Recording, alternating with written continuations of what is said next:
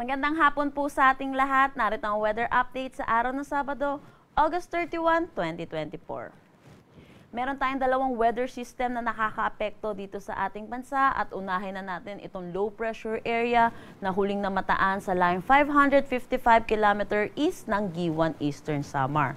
Kung makikita po natin sa satellite imagery po natin, ito'y nananatili pa sa karagatan kaya hindi natin inaalis ang posibilidad na ito'y maging isang ganap na bagyo within the next 24 hours at papangalanan nating Enteng. At ito po yung panlimang bagyo natin para sa taon ng 2024. Sa ngayon, sa nakikita po natin, mababa naman yung tsansa nito na tumama or maglandfall sa anumang kalupaan ng ating Philippine landmass pero hindi natin inaalis ang posibilidad na magtaas po tayo ng tropical cyclone wind signal dahil yung rain bands po nito ay may posibilidad na makaapekto dito sa may Bicol region, Eastern Samar, pati na rin sa may Caraga. At dahil po dito sa low pressure area ay nakakaranas na ng maulap na papawiri na may mga kalat-kalat na pag-ulan dito sa may Eastern Visayas, Central Visayas, Caraga, Davao Region, pati na rin dito sa may Northern Mindanao. Samantala, yung pangalawang weather system natin ay ang southwest monsoon or ang hanging habagat. Ito'y umiiral dito sa western section ng Southern Luzon, Visayas at Mindanao.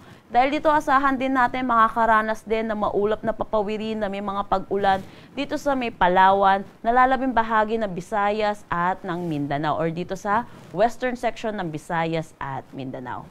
Para naman dito sa ating Metro Manila at nalalabing bahagi ng Luzon, asahan po natin makakaranas pa naman tayo ng maaliwalas na panahon pero asahan din natin ang mataas na tsansa ng mga pag-ulan sa hapon at sa gabi dulot ng mga localized thunderstorms.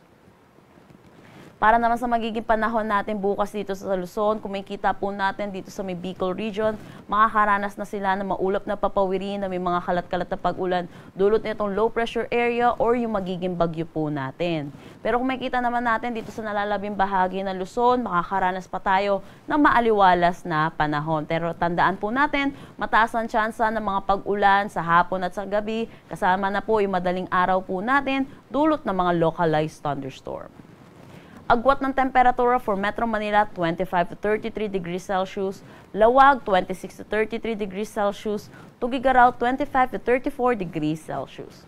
For Baguio, asahan natin ng 18 to 24 degrees Celsius. Tagaytay, 23 to 32 degrees Celsius. At Legazpi, 25 to 31 degrees Celsius. Para naman dito sa Palawan, Visayas at Mindanao, makakaranas sila ng maulap na papawiri na may mga kalat-kalat na pag-ulan dulot po sa dalawang weather system po natin. Itong southwest monsoon ay posibilidad na makakaapekto dito sa southern Luzon at western section ng Visayas at Mindanao. And then kung makikita po natin yung eastern section po natin, ay dulot naman po ito ng low pressure area or yung magiging bagyo po natin. Agwat ng temperatura for Calayan Islands, 24 to 31 degrees Celsius. Iloilo, 26 to 31 degrees Celsius. Tacloban, 26 to 30 degrees Celsius. For Cebu at Cagayan de Oro, 25 to 31 degrees Celsius. Davao, 26 to 32 degrees Celsius. At dito sa Zamboanga, 25 to 31 degrees Celsius. Wala pa naman tayong nakataas na anumang gale warning sa anumang seaboards ng ating bansa. Dako naman tayo sa magiging panahon natin sa susunod 3 araw sa mga piling syudad natin. Kung makikita po natin for Metro Manila at Legazpi City, throughout the 3 days, makakaranas po sila na maulap na papawiri na may mga kalat-kalat na pag-ulan. Pinapaalalahanan po natin ang ating mga kababayan na paghandaan po itong next week po natin, dulot po ng southwest monsoon na magdadala po ng mga malawakang pag-ulan. For Metro Manila, asahan natin agwat ng temperatura 25-31 degrees Celsius. Baguio City, 17 to 24 degrees Celsius. For Legazpi City, asahan po natin ang 25 to 31 degrees Celsius.